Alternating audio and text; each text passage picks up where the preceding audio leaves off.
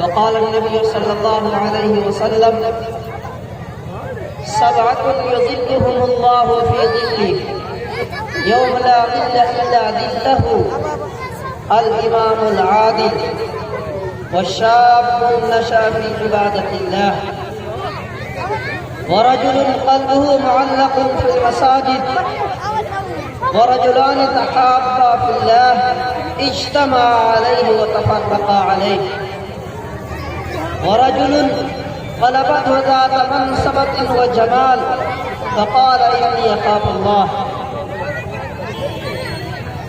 ورجل ذكر الله خاليا ففاضت عيناه، أو كما قال عليه الصلاة والسلام.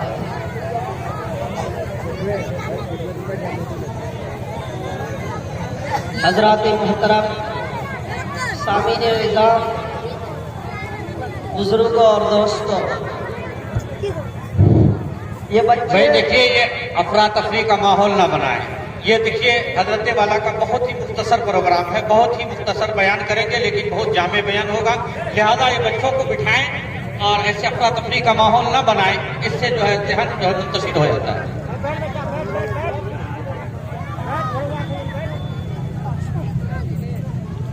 حضرات محترم، ہم اور آپ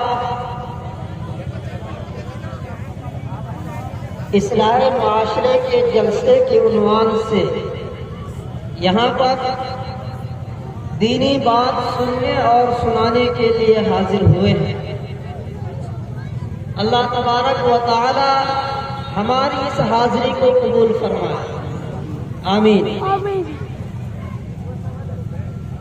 حدیث پاک کے اندر آتا ہے کہ اللہ کے نبی صلی اللہ علیہ وسلم نے ارشاد فرمایا کہ کل قیامت میں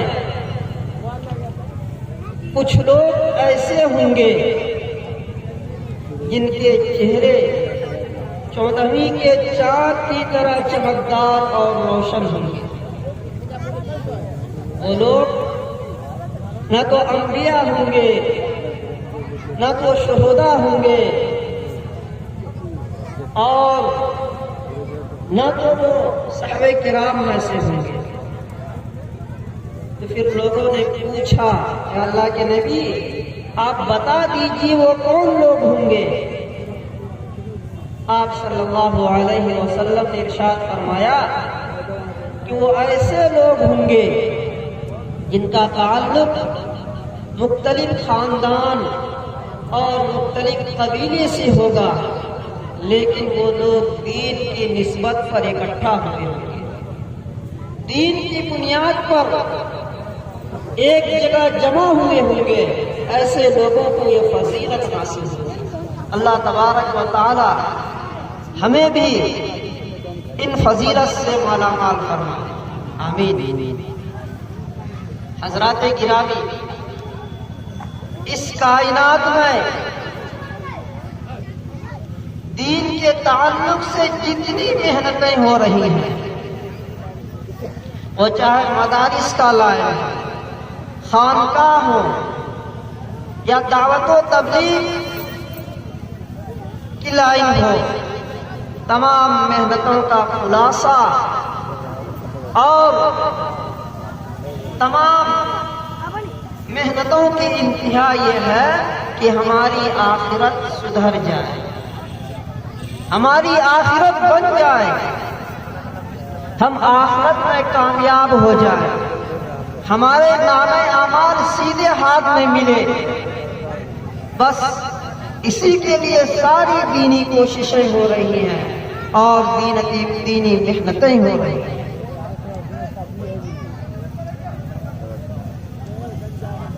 تو اب آئیے ہم جائزہ لیتے ہیں کہ جس آخرت کی درستگی کے لیے ساری چیزیں ہوتی ہیں اس کی کیا حالت ہوگی، اس کی کیفیت کیا ہوگی. حدیث کے اندر آتا ہے کہ کل جب قیامت قائم ہوگی، اول و آخرین کا مجمع ہوگا، یہ ساری کائنات ختم اور فنا ہو جائے گی. حساب و کتاب جب شروع ہوگا تو اللہ تبارک و تعالی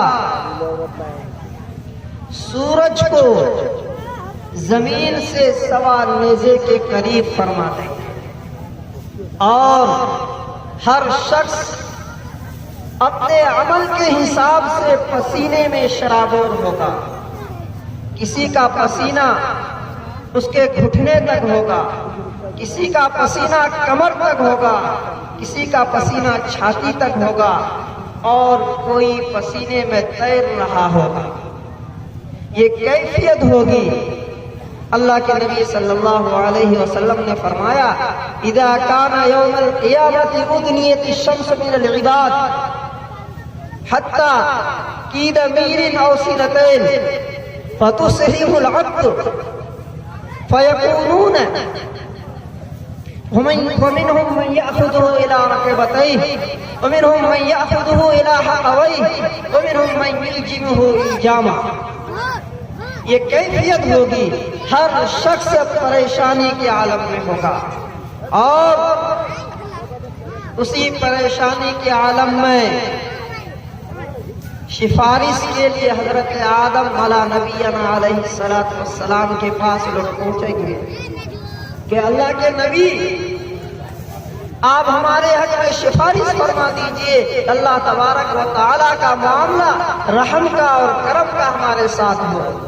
حضرت آدم علیہ السلام کہیں گے کہ آج میں تمہاری کوئی مدد نہیں کر سکتا، تم حضرت نوح کے پاس جاؤ۔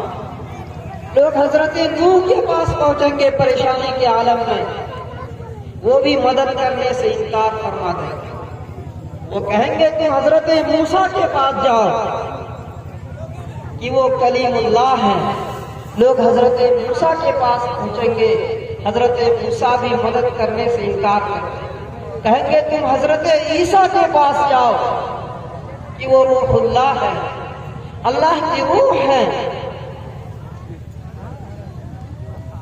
لوگ وہاں پہنچیں گے، وہ بھی مدد کرنے سے انکار کر دیں گے۔ حضرت عیسیٰ کہیں گے تم آقا مدنی جناب محمد رسول اللہ صلی اللہ علیہ وسلم کے پاس جاؤ، آقا مدنی جناب محمد رسول اللہ صلی اللہ علیہ وسلم اپنی امت کے لیے سفارش کا معاملہ فرمائیں۔ ایسی پریشانی کے عالم میں جبکہ ہر شخص پریشان ہوگا، اس میں 7 قسم کے ایسے لوگ ہوں گے، 7 قسم کے ایسے خوش نصیب لوگ ہوں گے جسے اللہ تبارک و تعالی اپنے عرش کا سایہ نصیب فرمائیں گے۔ اللہ کے نبی صلی اللہ علیہ وسلم نے فرمایا سبعۃ یظلهم اللہ فی ظلہ یوم لا ظل الا ظلہ الامام العادل وشاب نشأ فی عبادۃ اللہ ورجل قلبه معلق فی المساجد ورجلان تحابا فی اللہ اجتمعا علیہ وتفرقا علیہ ورجل طلبته ذات منصبۃ وجمال فقال انی اخاف اللہ ورجل ذکر اللہ خالیا ففاضت عیناہ۔ یعنی ایسے پریشانی کے عالم میں 7 قسم کے لوگ ایسے ہوں گے جسے اللہ تبارک و تعالی اپنے عرش کا سایہ نصیب فرمائے گا، اور انہیں کوئی پریشانی نہیں ہوگی۔ ان میں سب سے پہلا شخص الامام العادل، انصاف پرور بادشاہ، انصاف کرنے والا حاکم، انصاف کو اختیار کرنے والا ذمہ دار۔ کہ اگر کوئی شخص جسے اللہ تبارک و تعالیٰ نے اپنے ماتحت پر اختیار دیا ہے، کچھ لوگوں کا ذمہ دار بنایا ہے، اور وہ اس پوزیشن میں ہے کہ اپنے ماتحت پر اور ان کے ذمے جو لوگ ہیں ان پر ظلم کر سکتا ہے، زیادتی کر سکتا ہے، لیکن اللہ کے ڈر، اللہ کے خوف کی وجہ سے اس کے ساتھ انصاف برتتا ہے۔ تو اس انصاف برتنے کی وجہ سے، انصاف اختیار کرنے کی وجہ سے کل قیامت میں اللہ تبارک و تعالی اپنے عرش کا سایہ نصیب فرمائیں گے. اور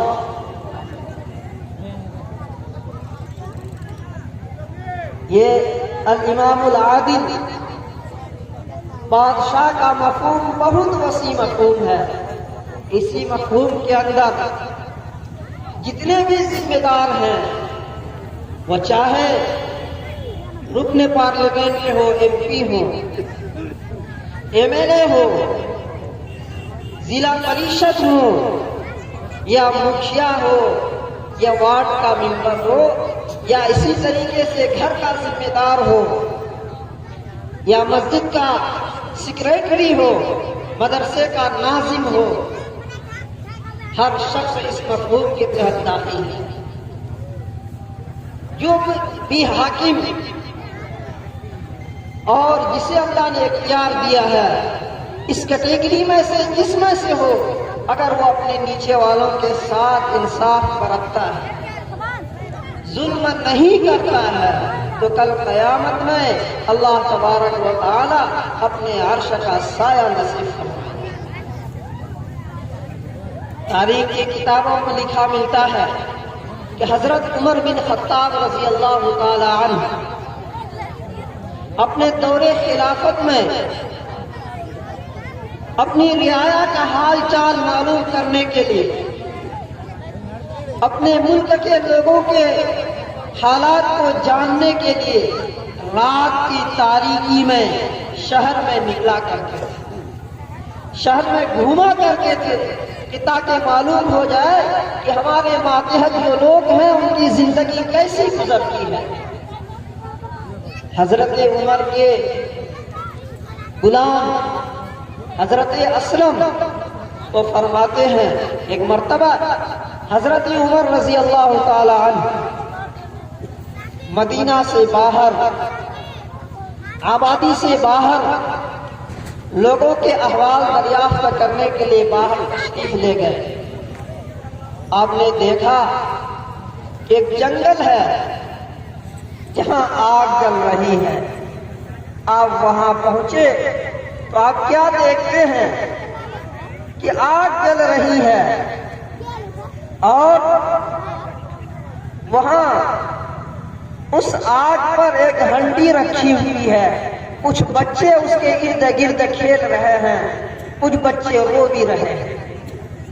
حضرت عمر نے ان سے حالات معلوم کیا، پوچھا یہ کیا ماجرا ہے. اس دیہاتی نے کہا یہ میرے بچے ہیں، میں غریب ہوں، میرے پاس کھانے پینے کا کچھ نہیں ہے، اور اس ہانڈی پر میں نے آگ پر ہانڈی رکھ کر کے پانی رکھ دیا ہے تاکہ بچوں کو تسلی ہو جائے کہ کچھ پک رہا ہے اور بچے اسی تسلی میں سو جائے، اسی لیے میں نے آگ جلا رکھا ہے.